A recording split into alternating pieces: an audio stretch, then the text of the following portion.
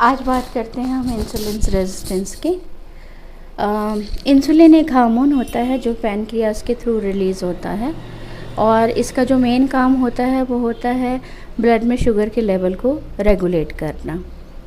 जब कभी ब्लड में शुगर का लेवल हाई होता है तो ब्रेन एक सिग्नल देता है पैनक्रियाज को। ये एक एंडोक्राइन ऑर्गन है जो लीवर के नीचे सिचुएटेड होता है और वहाँ वो पैनक्रियाटिक डक्ट के थ्रू इंसुलिन हार्मोन का सिक्रीशन ब्लड में करता है, जिससे जो एक्स्ट्रा ब्लड शुगर है वो रेगुलेट कर लिया जाता है। हम जो कुछ भी खाते हैं वो ब्रेक डाउन होके अल्टीमेटली ग्लूकोज में कन्वर्ट होता है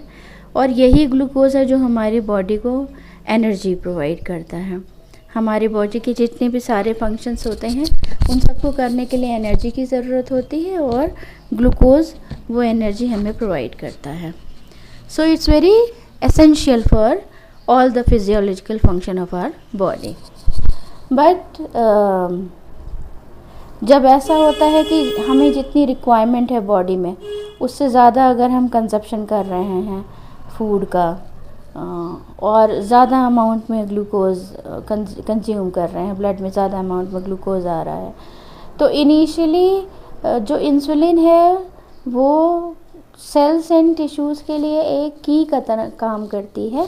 ये जो सेल्स और टिश्यूज़ हैं ये स्पेसिफाइड होते हैं, ये हर किसी चीज़ को सेल्स के अंदर इंटर नहीं होने देते हैं। एक बैरियर होता है सेल मेम्ब्रेन का,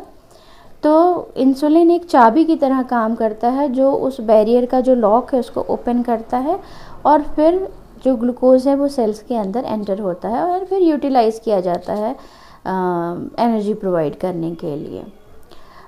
लेकिन जब इसका तादाद ज़्यादा हो जाती है, मतलब ब्लड में शुगर का अमाउंट ज़्यादा हो जाता है और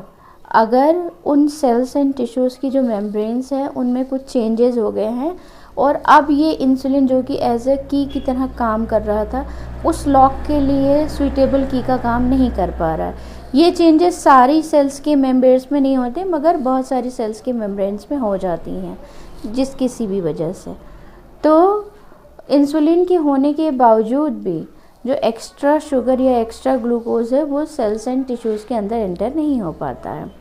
तो अल्टीमेटली फिर वो कहाँ रह जाता है, वो ब्लड में ही रह जाता है और जब वो ब्लड में रह जाता है तो ब्लड में वो शुगर का लेवल हाई कर देता है। और इनिशियली क्या होता है कि जब ब्लड में शुगर का लेवल हाई है और पैनक्रियाज को सिग्नल जा रहा है कि लेवल हाई है तो वो और ज़्यादा से ज़्यादा इंसुलिन को प्रोड्यूस करने की कोशिश करता है, मगर प्रोड्यूस होने के बावजूद भी चूँकि लॉक एंड की का कॉम्बिनेशन ठीक नहीं है फिर भी वो सारा ग्लूकोज सेल्स एंड टिश्यूज़ में नहीं जा पाता है, तो ब्लड शुगर का लेवल भी हाई रह रहा है और इंसुलिन के प्रोडक्शन का, एक्स्ट्रा इंसुलिन के प्रोडक्शन का कंडीशन को हम इंसुलिन रेजिस्टेंस कहते हैं। यानी वो कंडीशन जब इंसुलिन प्रोड्यूस होने के बावजूद भी ग्लूकोज सेल्स एंड टिश्यूज़ में इंटर नहीं हो पा रहा है due to insulin and cell membrane का जो लॉक एंड की कॉम्बिनेशन है उसके डिफरेंस की वजह से, then that condition is called insulin resistance, जहाँ पे रेजिस्ट कर रही है सेल्स एंड टिश्यूज़ इंसुलिन को अलाउ करने के लिए कि वो ग्लूकोज को अंदर एंटर होने दें। अब ये जो इंसुलिन रेजिस्टेंस की कंडीशन है ये काफ़ी पहले से स्टार्ट होती है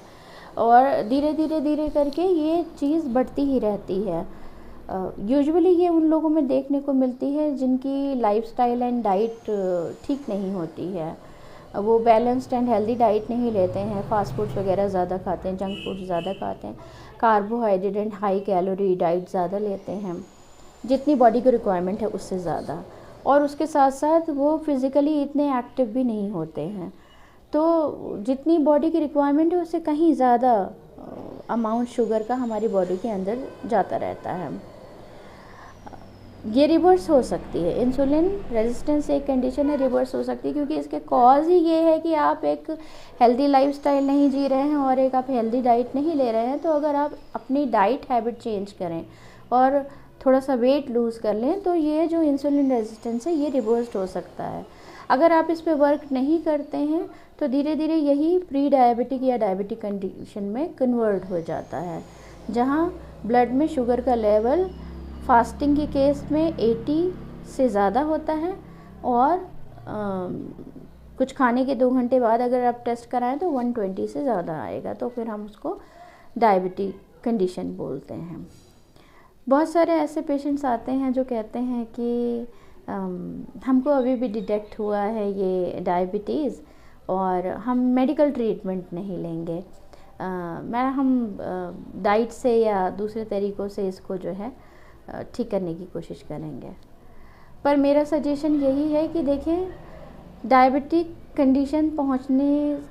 से काफ़ी पहले से आपकी बॉडी में चेंजेस होने शुरू हो गए हैं। वो जो हाई ब्लड ग्लूकोज लेवल आपके ब्लड में मौजूद था